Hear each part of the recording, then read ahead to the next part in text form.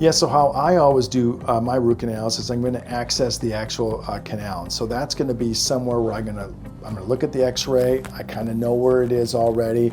It's going to be within the actual root structure. Once I find that, I'm going to open that area so it's a little easier to actually clean. I'm going to also make it straight so that I'm not hitting on anything. There's nothing encumbering any of my files, right? So what's a file? A file is something that's going to go around like this and clean out everything that's in the canal itself. After every file goes in, it gets irrigated, meaning I'm going to put some kind of irrigation in there to have all that stuff come up.